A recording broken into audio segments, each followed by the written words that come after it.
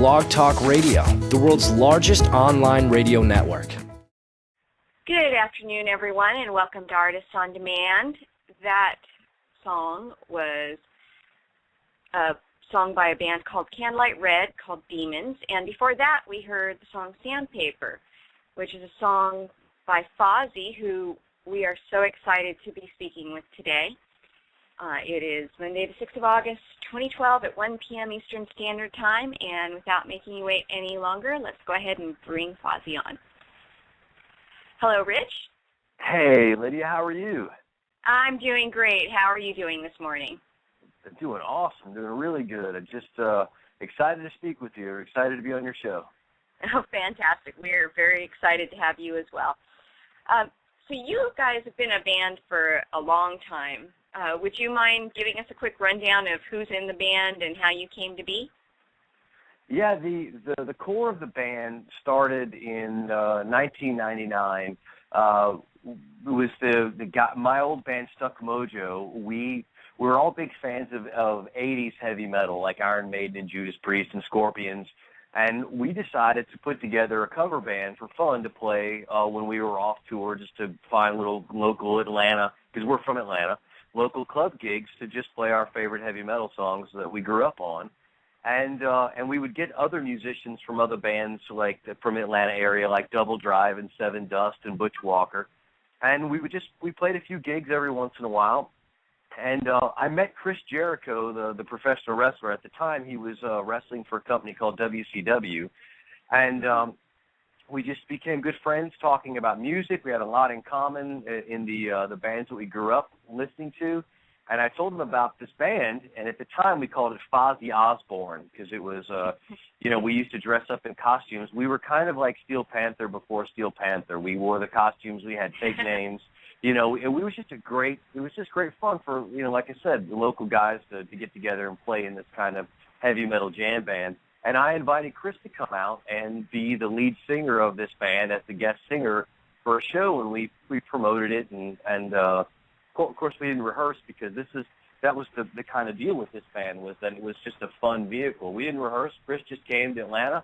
We played a gig. It sold out, and the reaction was crazy, and we loved it. We had a great time, and we decided, well, let's, instead of making this just an open mic jam band, let's just have Chris Jericho be the singer of Ozzy Osbourne, and let's just book a couple more gigs. And so by the fourth gig, we started getting record company offers based on the fact that we were pulling such big numbers and that there was this buzz. And so Johnny Zazula, who was the guy who created Megaforce Records, who signed Dan Thrax and Metallica, offered us a deal to record a covers album. And at the time, Chris and I thought this was very strange, because why would anyone want to give like a part-time fun covers band a record deal to record covers? But as any good musician would do, we took the money and made the album.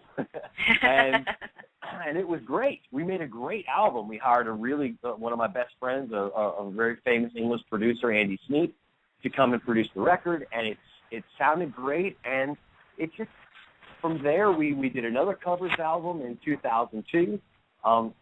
And on that record, we put 4 original songs on the album, just because we thought it would be cool to have a few of our own songs mixed in with some of the classic tracks.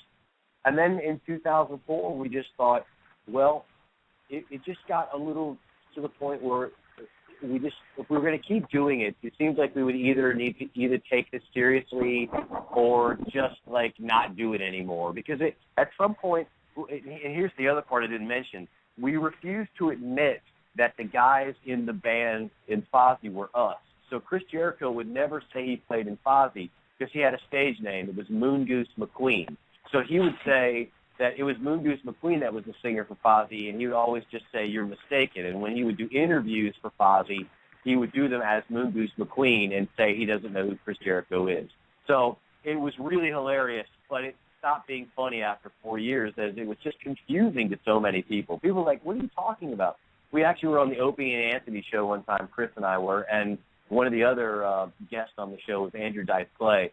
And Andrew Dice Clay was so confused because he goes, "This guy says you're a wrestler, but you say you're not a wrestler." But Andrew didn't. The Dice Man didn't know who Jericho was, so he got mad at Opie and Anthony for trying to say that he was somebody that he wasn't. And at that point, we just realized, you know what? This is kind of funny to us, but maybe it's just ridiculously confusing. And we just decided that we would just start making our own records with our own songs. And at this point, I'd already made 8 albums on my own with my Stuck Mojo band, so I was already really experienced and had a long track record of making records and videos and touring, and the rest of the guys in the band were the guys from my Stuck Mojo band, so we had this great chemistry and camaraderie already, and Chris being the most amazing frontman, because he just takes all that he is as a performer in wrestling and embodies that into the ultimate rock star, and it works perfect. It's a great marriage, and we've had a really good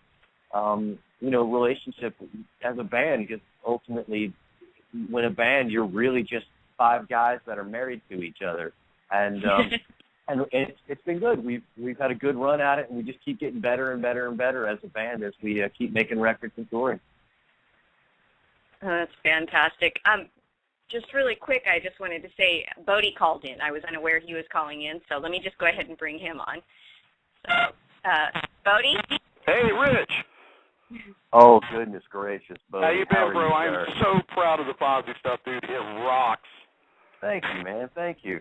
Everybody back in the old Cola crew, man, absolutely love it. Just want to let you know, man, I miss hanging with you, man. You're an awesome guy. Keep it up, man. Thank you, my friend. And to everyone listening, Bodie is one of my oldest, dearest friends. He was the sound guy at a local club, and just an amazing guy, and we worked together for years. And, man, it's good to hear from you, man. I'm glad to hear from you. No, dude, glad to hear from you. And you know what really shocked me the other day? I'm in Charleston going to Guitar Center, and there's a 12-foot Rich Ward on the wall. You deserve it. Anybody deserves it, dude. Great news. Awesome, man. That's great, man. Well, thank you, my friend. And all right, brother. You have a good one, man. I can't wait till you guys get through here, man. Yeah, sounds good. I'll see you actually in a couple of weeks. We'll be rolling through right outside of Greenville. I'll see you then. All right, brother. Bye. All right, bye. Okay. Yeah, excuse us. All right. I know maybe Bodie and I should have called each other off the air and said, "Hey, sorry about that." No, that's quite all right. Hey, it's all about people getting to know the bands themselves, so it's all good. That's awesome. We love that. Maybe I'll have my wife call next and what were we having for lunch? We'll eat it up. So, your song "Sandpaper" has been entered into the Loudwire Cage Match Hall of Fame. It beat out songs like Motley Crue, Fear Factory, and Slash. What can fans do to help from this point on?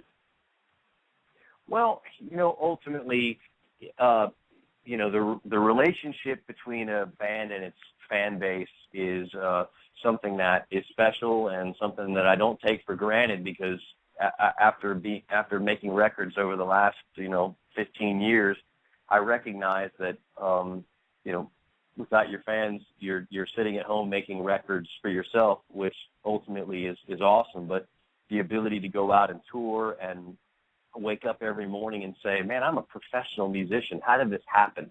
How did I go from 12-year-old kid standing in the mirror with the guitar wrapped around my neck playing Iron Maiden songs? How did I get to this point? And the truth of the matter is that somewhere between I worked really hard and I got really lucky, because there are millions of super talented musicians who I see in local bands that, from all over the world that have opened up for us. And I think, how has this guy not made it, whether it's a drummer or a singer or, guitar player? And a lot of it just comes down to, it doesn't really matter in this business how good you are. It matters how willing you are to go beyond what the next guy is willing to do. And the truth was, when we first started, my manager said, my future manager said, I would be glad to manage you guys because I believe in what you're doing, but I need for you guys to get rid of your apartments, get rid of any car that you have a car payment on, anything that you have a bill attached to, and I need you to basically be homeless. And I need you to be able to do anything that I ask you to do and not require any money for doing it. So he would just put us out on the road for months at a time, really just learning, because you only play for, an hour to 2 hours a night, depending if you're an opener or if you're a headliner. Right. So the rest of the time, you're learning how to survive, and you're learning how to make relationships with your fans, with club owners, with promoters, with people in the record industry, and that becomes an invaluable skill that to this day really is to a certain extent more important than can I play some fast fancy lick, because as I said, there's a million kids living in their parents' basement who can play a fast fancy lick. It's just a matter of putting those skills together with the million other skills that you have to have in order to make it in this business. And I just as time goes on, I just learn to appreciate more and more the fans that really have created this amazing opportunity that I've had over the last, like I said, my first record came out in '95, so it's we're talking 17 years of making records, and it's a gift, and I'll never be able to repay everybody enough for that amazing opportunity. Yep, I understand. The fans are all part of the machine, aren't they? Yeah, well, they are the machine. Without it's like without support from people who listen to music, there's musicians are useless. And I'm a fan. I fanboy out all the time for my favorite groups, and that's and I think that's a big part of it is that all the guys that I really look up to as musicians who I've had the opportunity to learn to meet and become friends with, they're just as much of a fanboy for other people as I am towards them, and so it's really cool to see how ultimately we're all just fans. Some of us are more consumers of music than we are producers of music, but ultimately I think we just become part of a community of folks that all come together to enjoy the beauty and the coolness of music. And so basically the fans should just keep doing what they're doing. Well, I'm not going to tell them what to do because I'm not going to be so arrogant to sit back and decide what they should do. All I'm going to ask them to do is just take my token of appreciation here on this radio station to say thank you so much for everything, and just if I continue to make music that you like, man, I'm just humbled and honored by your support. Oh, that's fantastic. That's the perfect thing.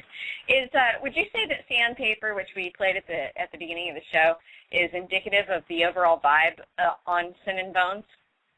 Yeah, probably so. It's probably the song's just over 3 minutes long, and there are songs on the album that are 12 minutes long and 8 minutes long and 5 minutes long. So, but I would say the overall, if I'm going to say as an overall template, I think Sandpaper's pretty indicative of it.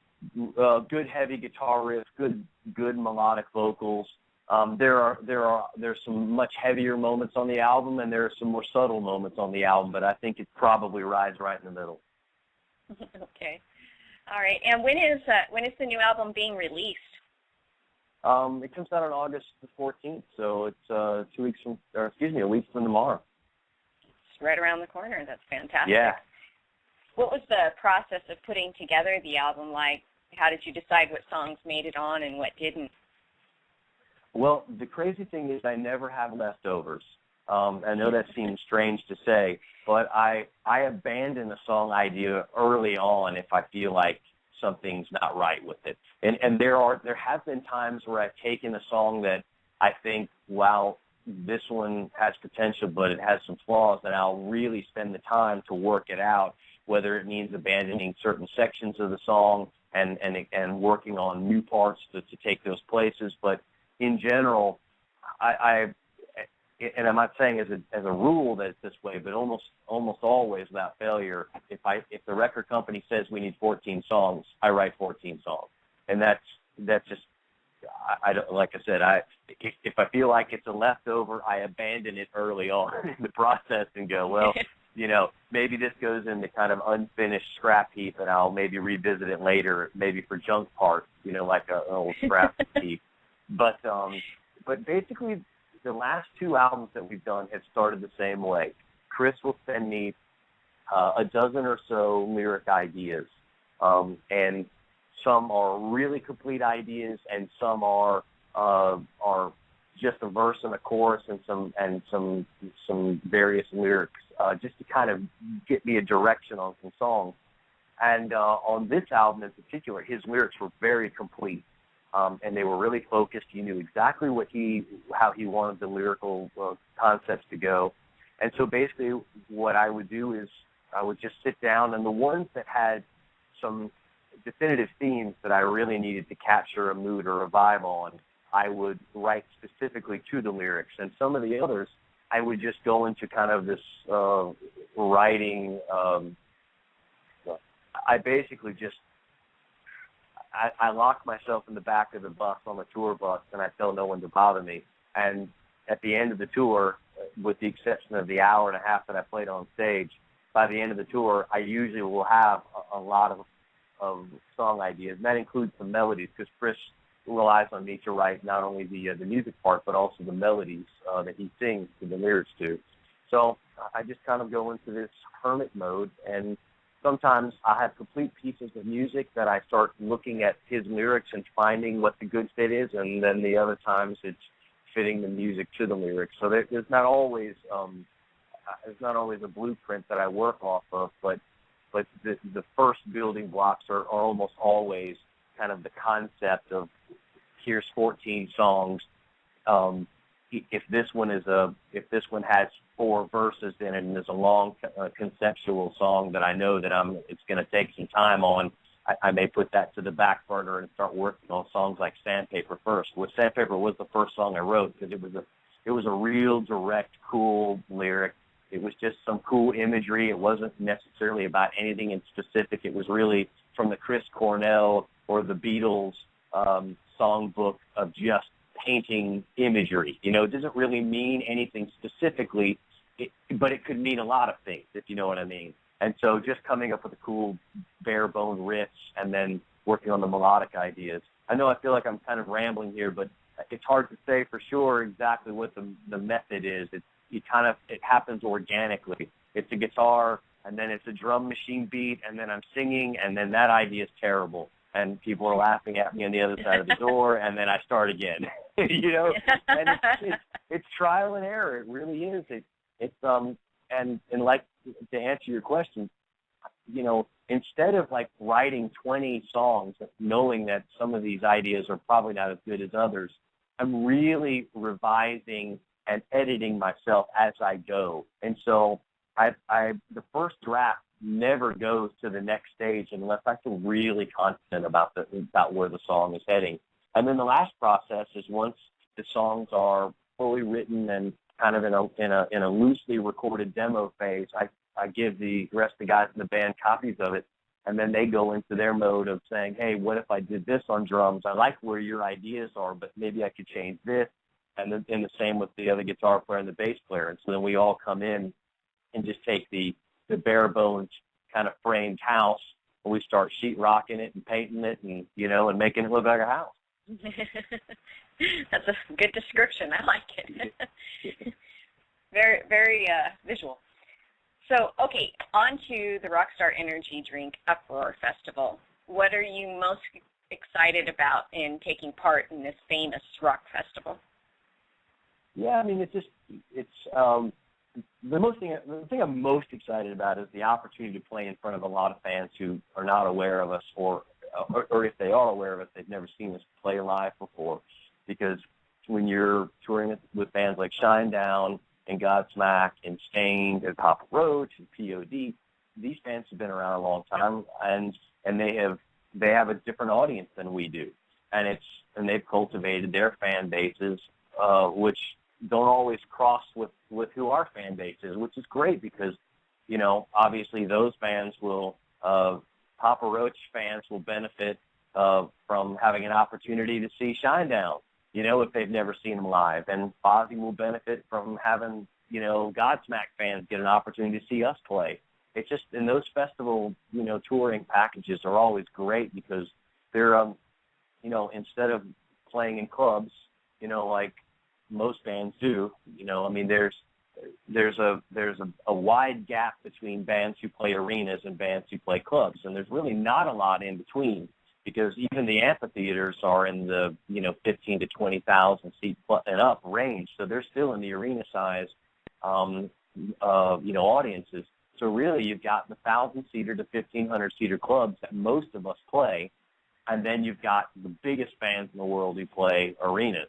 And this is a good chance to put a lot of really big club bands and a few arena bands all together on one package and have a really big audience for everyone to kind of share and once again bring the community together to see a bunch of really cool bands and have a really good afternoon of listening to loud music. And for us, we spend a lot of time in Europe because the music business is two parts. It's music and business. And luckily for us, we've had some great success in Europe because our business organization has been really successful in Europe. So we, by proxy, have spent a lot of time over there because things have just developed quicker than for us in Europe than they have in the States. And now with our new record company, Century Media, things have really started to build quickly for us in the United States, which is great. But since we've spent a lot of time in Europe, they do the summer festivals right.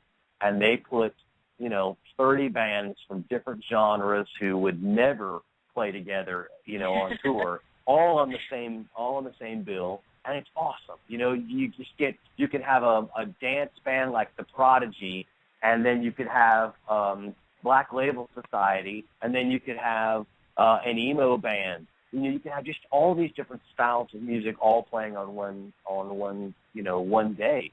And so the Uproar Festival is a lot like that in that you have the European festival mindset and kind of blueprint, but it travels together every day. So it's not just a weekend festival, but it's a traveling festival that, is in Cleveland one day and then the next day it's in, Rochester.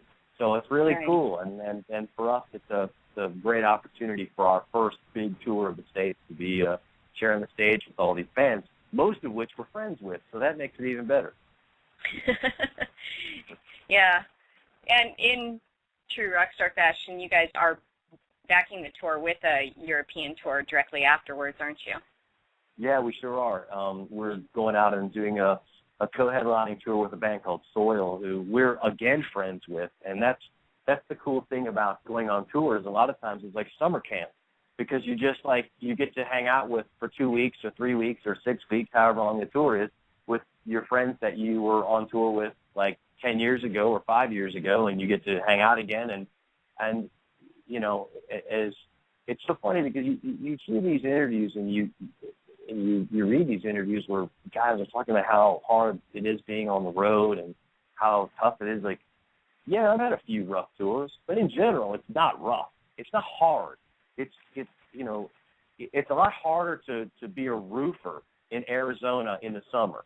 It's like we have it pretty easy. We ride around in a big metal tube that's got a big TV and Wi-Fi and 1,000 movies on it, and we get to play rock and roll for a living. And people give us square green rectangles to play music.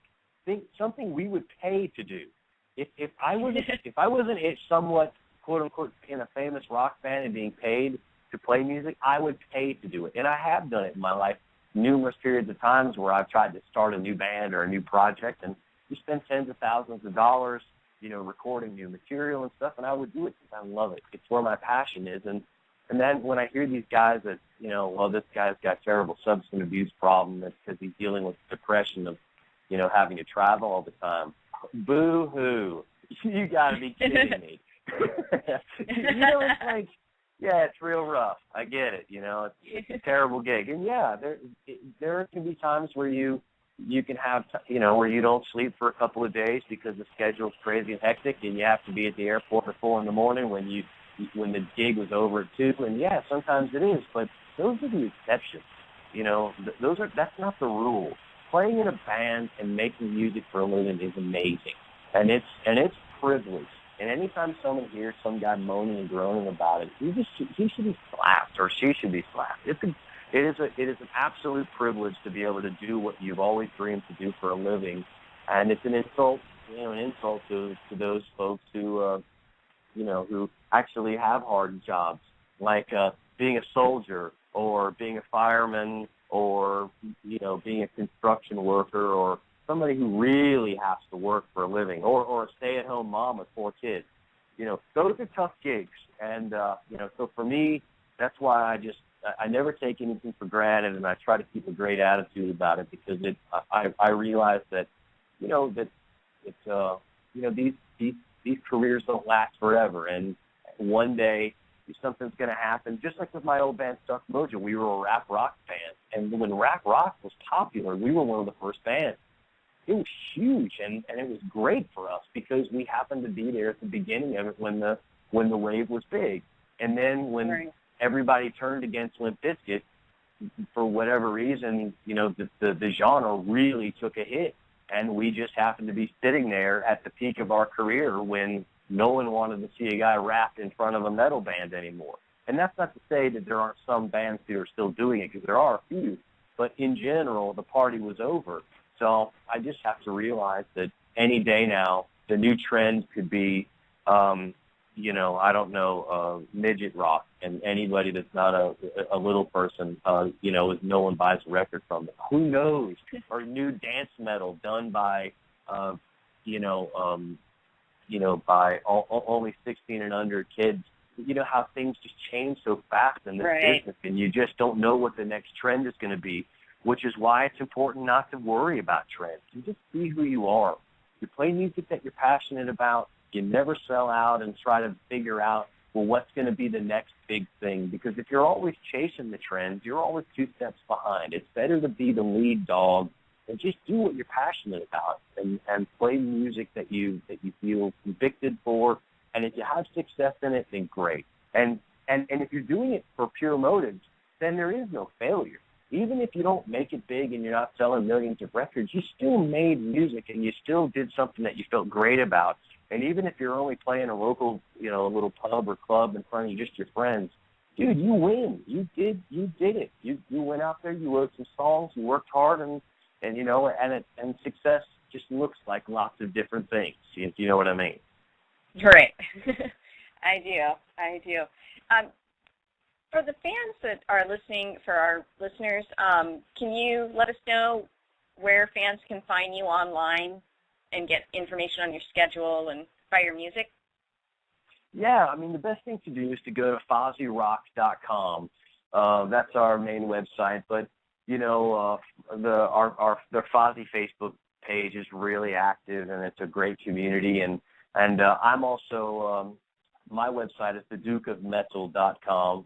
Of course, I had to take some kind of silly nickname of royalty, but that's what it is. And I also my Twitter page is I am the Duke. So if anybody wants to just follow me and just kind of keep track, and then the other thing is go to our record company, Century Media, and actually Century Media's got a bunch of really cool pre-order fan packages which come in a bundle. We're selling vinyl. We're doing all kinds of really cool things with special limited edition T-shirts and stuff. And that's not done by us. That's done by the record company. But it's really exciting for us as a band to see a record company do really, cool things, because nowadays people consume music, at least half of all people consume music digitally. And if you're going to get someone to do something more than just go to iTunes or Amazon to purchase music, try to come up with something cool.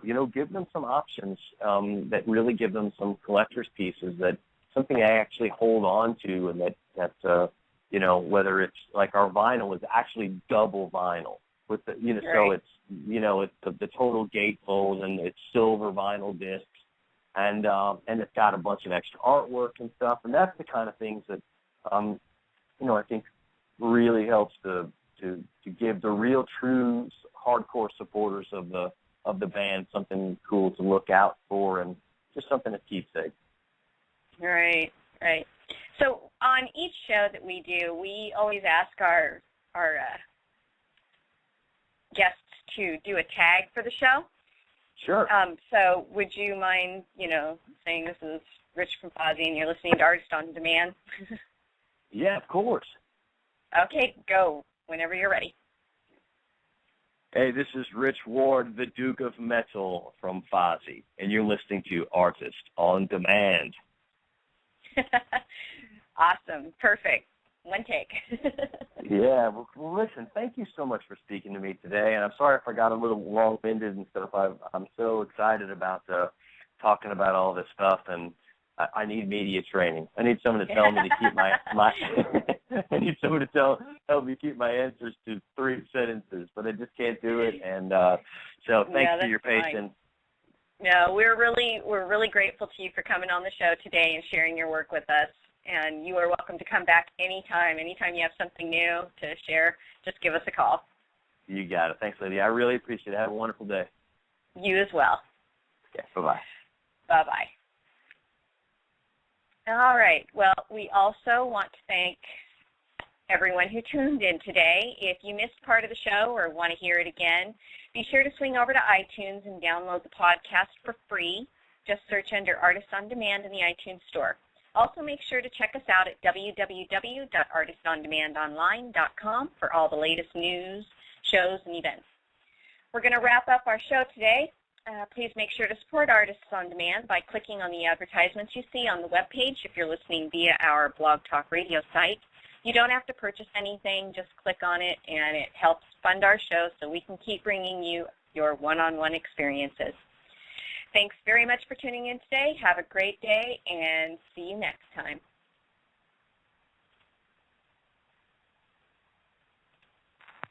This has been an official Artists on Demand broadcast.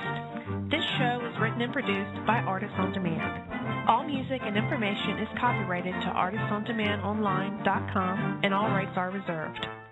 Please check us out at www.artistsondemandonline.com, where you can find our links to YouTube, Facebook, MySpace, and Twitter.